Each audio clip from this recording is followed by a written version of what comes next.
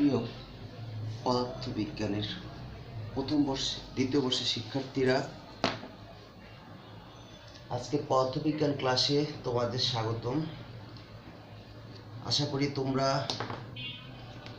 এই বন্ধ অবস্থায় কোভিড-19 সমস্যা থেকেও বাসায় বসে তোমরা পড়ার অধ্যয়নটা চালিয়ে যাচ্ছ। তো আমরা তোমাদের দ্বিতীয় পত্রের যে অধ্যায়টা পড়াচ্ছিলাম সেই অধ্যায়টা আর একটু আগায় নিব এবং তোমরা বই পড়ে অধ্যয়ন করে যেগুলো সমস্যা হচ্ছে আশা করি আমাকে জানাবা। আমি চেষ্টা করব যতটুকু তোমাদের সমাধান দেওয়া যায়। আজকে আমরা যেটা পড়াচ্ছিলাম, গত ক্লাসে কি পড়াইছিলাম তোমরা জানো হয়তো, যে আমরা ব্যান্ড তত্ত্ব শিখে ফেলেছি এবং ব্যান্ড তত্ত্বের আলোকে কোনটা পরিবাহী, কোনটা অর্ধ পরিবাহী এবং কোনটা অপরিবাহী সেই জিনিসটা আমরা ব্যাখ্যা করতে পারি। এই ব্যান্ড তত্ত্বের যখন হয়ে গেল, তারপরে আমরা শিখে ফেললাম এন টাইপ অর্ধ পরিবাহী ও পি টাইপ অর্ধ পরিবাহী।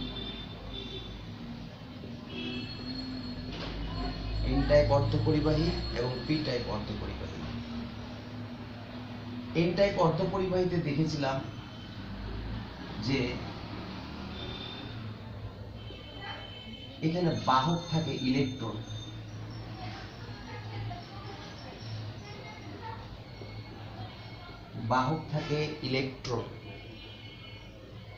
এবং পি টাইপে দেখেছিলাম বাহক থাকে হোল।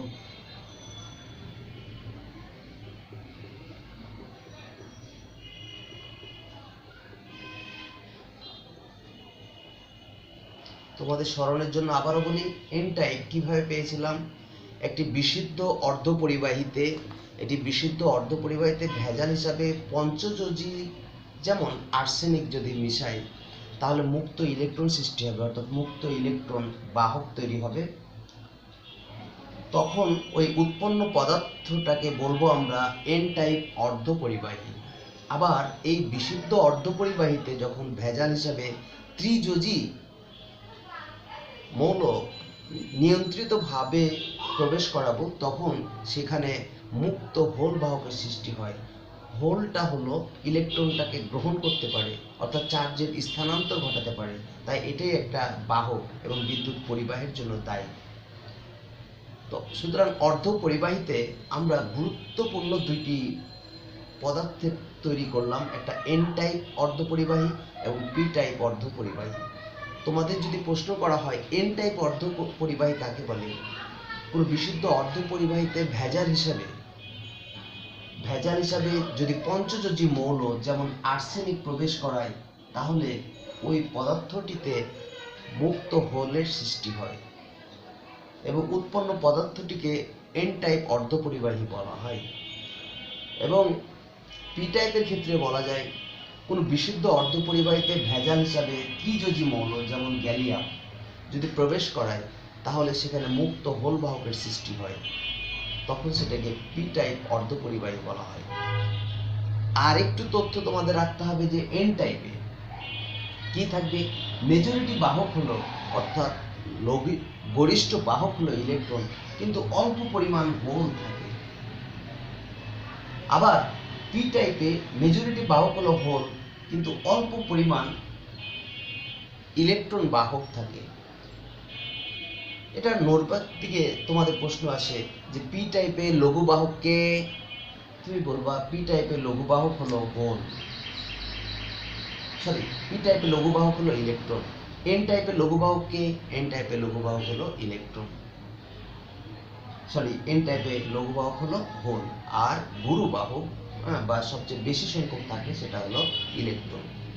এখন আমাদের কাজ হবে, এটা এন এটা পি এর সাথে সংযুক্ত ঘটানো। ধরো এটা এন এটা পি যদি হয়, এখানে ইলেকট্রন আছে, এটা এন টাইপ এটা পি টাইপ, এটা ইলেকট্রন আছে, এখানে হোল আছে, অর্থাৎ ঘনত্বের একটা ডিফারেন্স আছে। এখানে বাহকের ঋণাত্মক বাহকের ঘনত্ব বেশি, এখানে ধনাত্মক বাহকের ঘনত্ব বেশি। পদার্থের আচরণ হলো ব্যাপন ঘটানো, সমতা অর্জন করা। সুতরাং পি টাইপ এবং এন টাইপকে যদি আমরা মিক্সড করি তাহলে আমাদের ওই জংশনটার নাম হবে, জয়েন্টটার নাম হবে পিএন জাংশন।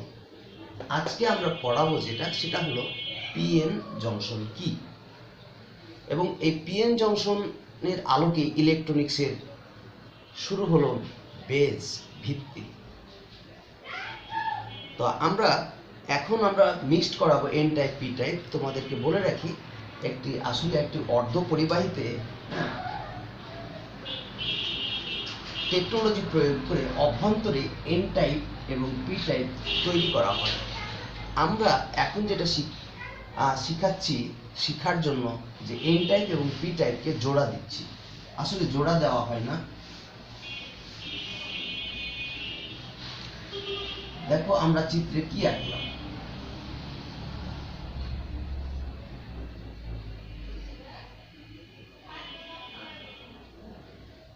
এন টাইপ এবং পি টাইপ দুইটা পদার্থ আমরা একত্রীকরণ করলাম। এন টাইপে আমরা সহজের জন্য বললাম এখানে বাহক কি আছে, ইলেকট্রন।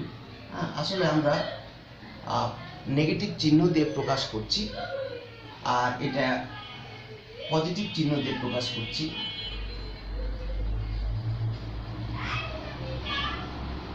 যে কোনোভাবে প্রকাশ করা যায়। তুমি এই এন টাইপে ইলেকট্রনটাকে এইভাবে প্রকাশ করতে পারো, আর হোলটাকে এইভাবে প্রকাশ করতে পারো। আমরা দুইভাবে প্রকাশ করে দেখাইলাম, এটা বিকল্প প্রকাশ। তাহলে এটাও এন টাইপ, এটাও পি টাইপ। আমরা এন টাইপ তাহলে কি দিলাম, শুধু ভরাট করে ইলেকট্রন প্রকাশ দেখাতে পারি, আর হোল দ্বারা পজিটিভ দেখাতে পারি। অথবা আমরা ইলেকট্রন মানে নেগেটিভ বাহক, এজন্য এভাবে চিহ্নিত করতে পারি, এভাবেও চিহ্নিত করতে পারি। তো প্রথমে আমরা এইভাবে চিহ্নিত করে দেখাবো কি হয় যদি তুমি পি টাইপ এবং এন টাইপকে সংযুক্ত করো। তাহলে তাদের ভিতরে ঘনত্ব, অর্থাৎ একদিকে ঋণাত্মক বাহকের ঘনত্ব বেশি, আর একদিকে হোলের ঘনত্ব বেশি। পদার্থের আচরণের নিয়ম হলো ব্যাপন প্রক্রিয়া ঘটবে, অর্থাৎ কিছু হোল এদিকে আসবে, কিছু ইলেকট্রন এদিকে যাবে। তাদের ভিতরে আদান প্রদান হবে যতক্ষণ না ঘনত্ব সমান হয়। এখন এই ঘনত্ব সমান হওয়ার পূর্বেই দেখো কি ঘটনাটা ঘটে। তোমাদেরকে খেয়াল রাখতে হবে, এন টাইপে ঋণাত্মক বাহক মানে এটা নেগেটিভ চার্জগ্রস্ত না, এখানে কোনো আয়ন যোগও করি নাই, কোনো ইলেকট্রন সরাই নাই, অর্থাৎ এটাও আধান নিরপেক্ষ, এটাও আধান নিরপেক্ষ। ইলেকট্রনটা যখন এখানে চলে যাবে, অর্থাৎ একটা ইলেকট্রনটা তো নিশ্চয়ই একটা পরমাণুর সাথে আবদ্ধ ছিল, চলে গেল। তাহলে ইলেকট্রনটা যখন চলে যাবে তখন এইখানে অটোমেটিক্যালি তোমরা বুঝতে পারছো ধনাত্মক চার্জ তৈরি হবে।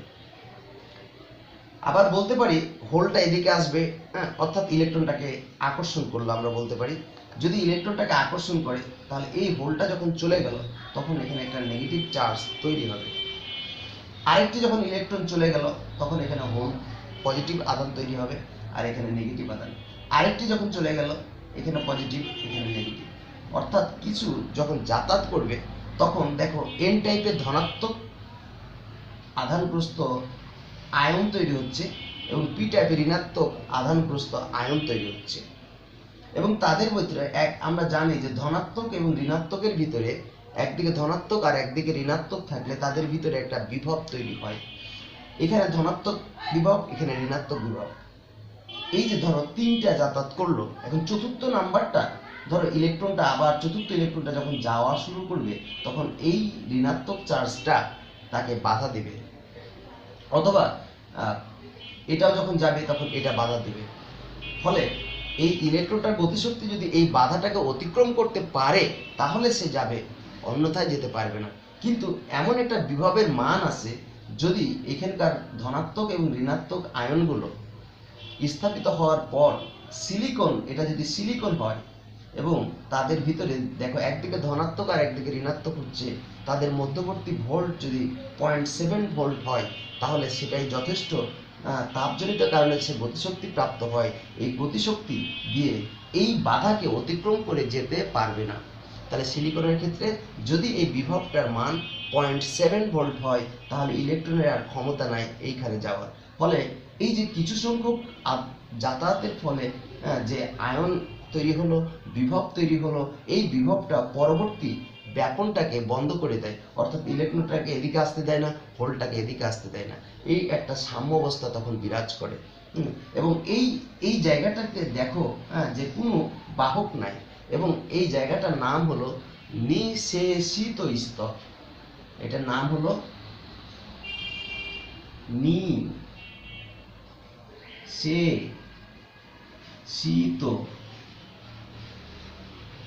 স্তর। তাহলে তোমরা দেখো যে তোমাদেরকে যদি বলা হয় যে নিঃশেষিত স্তর কাকে বলে, অর্থাৎ পিএন জাংশনের যে অংশে কোনো বাহক, মুক্ত বাহক থাকে না, সেই অঞ্চলকে বলা হয় নিঃশেষিত স্তর। এবং এই যে পি টাইপ এন টাইপের ফলে যে জংশন তৈরি হলো, বা পিএন জংশনের পি টাইপ এবং এন টাইপের সংযোগকে বলা হয় পিএন জংশন। তাহলে এই চিত্র থেকে আমরা একটা ইম্পর্টেন্ট ধারণা পেলাম, সেটা হলো যে পিএন জংশন কি এবং নিঃশেষিত স্তর কি। খেয়াল রাখতে হবে, পি টাইপ এবং এন টাইপের সংযোগকে বলা হয় পিএন জংশন। আর নিঃশেষিত স্তর কি, পিএন জংশনের যে অংশে কোনো বাহক থাকে না সেই অংশটাকে বলা হয় নিঃশেষিত স্তর। ইলেকট্রনিক্সের